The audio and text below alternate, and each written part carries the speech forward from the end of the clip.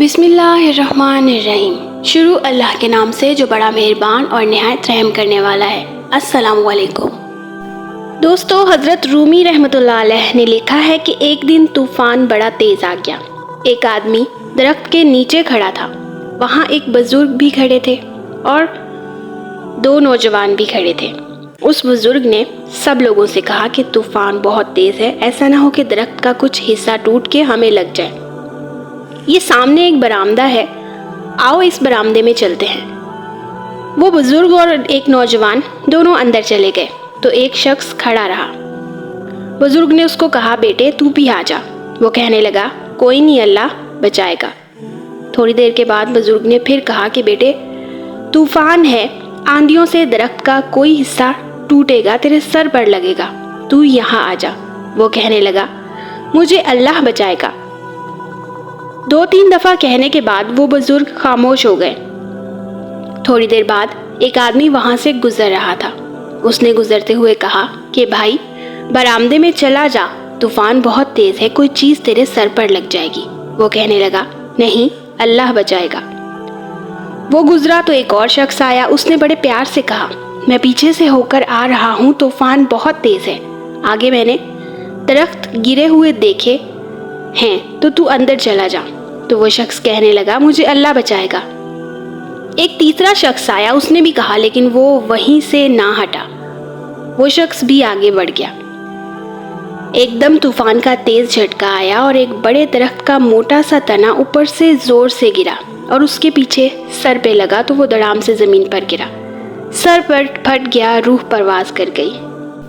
ये देखकर वो नौजवान जो बाबा जी के पास खड़ा था, वो कहने लगा कि बाबा जी एक मसला तो समझाइए।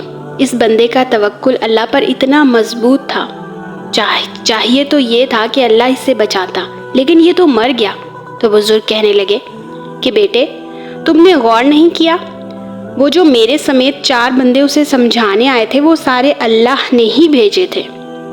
तो दोस्तों, अल्लाह भी हमें मुख्तलिफ सूरतों में अपने बंदे भेजते हैं, कभी बीमारी की सूरत में, कभी किसी परेशानी की सूरत में, कि ऐ मेरे बंदे सुधर जा, तू गलत रास्ते पर है, सही रास्ते पर आ जा। और हम हर मुसीबत टल जाने पर अल्लाह को फिर भूल जाते हैं।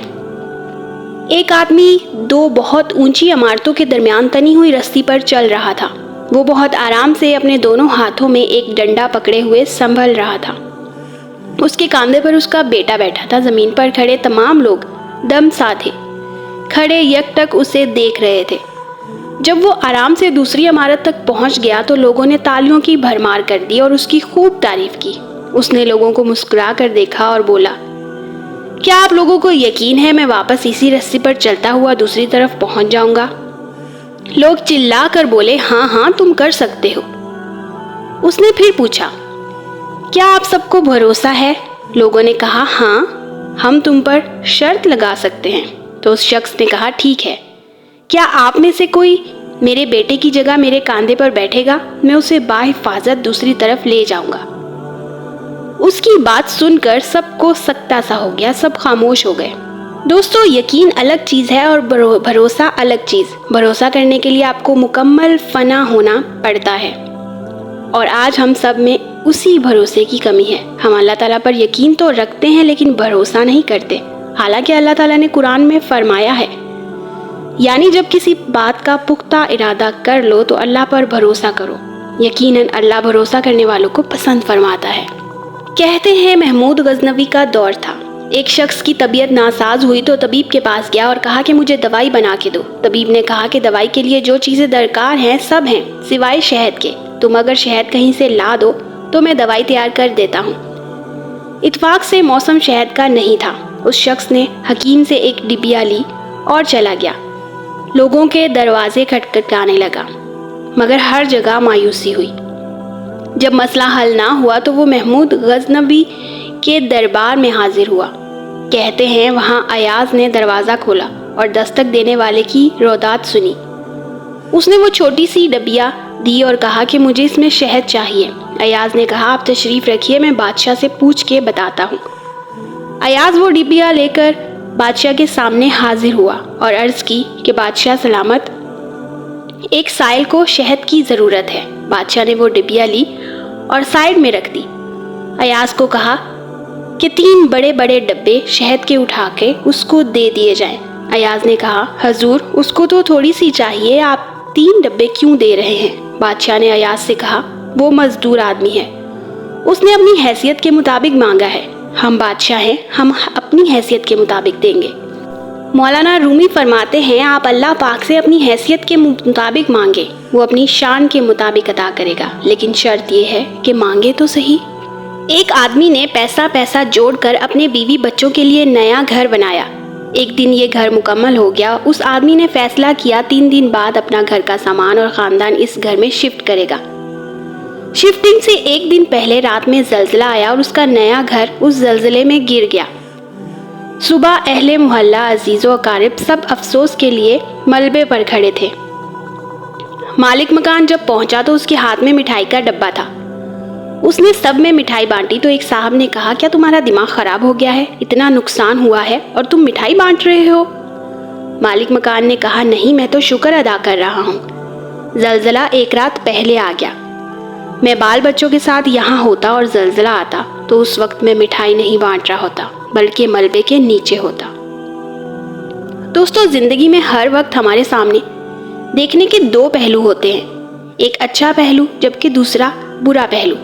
मसलन आप ट्रैफिक जाम में फंस गए, आपने बुरा पहलू सोचना शुरू किया कि बिला वजह मेरा वक्त ज़ाया हो रहा है, तो आपका ब्लड प्रेशर हाई होने लगेगा, आपको गुस्सा आएगा, आप दूसरों को और ख़ुद को कोसना शुरू कर देंगे। लेकिन अगर आपने सोचा कि इस मसरूफ़ ज़िंदगी में जब वक्त ज़ाया करने पर बंदा खुद ही एहसास जुर्म का शिकार होता है, कुदरत ने कुछ ऐसा वक्त दिया जो मजबूरन ज़ाया करना ही है, तो अब इस वक्त से लुत्फ़ लेना शुरू कर दें।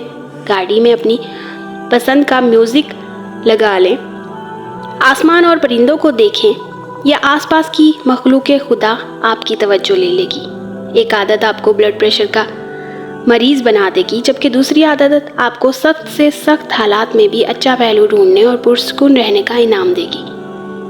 किसी मुआशरे में कौन सी आदत और सोच वाले ज़्यादा हैं, इसका भी बहुत आराम से पता चल जाता है। जहाँ ज़िंदगी के रोशन पहलू देखने वालों की बहतात हो, वहाँ रश में कितार बनती है। जहाँ बुरे पहलू की तलाश वाले अफराद हो, वहाँ रश बिना कितार के हजूम बन जाता है। ऐसा हजूम जहाँ सब ही शोर मचा रहे होते हैं। स्टोरी सुनाने का मकसद आपको एक अच्छा मैसेज देने की कोशिश की गई है। उम्मीद करती हूँ कि आपने समझ कर इनको सुना होगा। वीडियो अगर पसंद आई हो तो वीडियो को लाइक ज़रूर करें और अपने चाहने वालों के साथ शेयर भी ज़रूर करें, ताकि वो भी कुछ ना कुछ सबक ज़रूर हासिल कर सकें। और इसके साथ साथ अगर आपने हमारे चैनल को सब्सक्राइब नहीं किया तो इन फ्यूचर में इस तरह की और वीडियोस सुनने के लिए और स्टोरीज सुनने के लिए मेरे चैनल ज़रीन स्टोरीज़ को सब्सक्राइब ज़रूर कर लें और साथ लगे बेल आइकन को लाजमी प्रेस करें, ताकि मेरी हर नई आने वाली वीडियो का नोटिफिकेशन आपको बर वक्त मौसूल हो और आपसे मेरी कोई भी वीडियो मिस ना हो। जज़ाकल्लाह।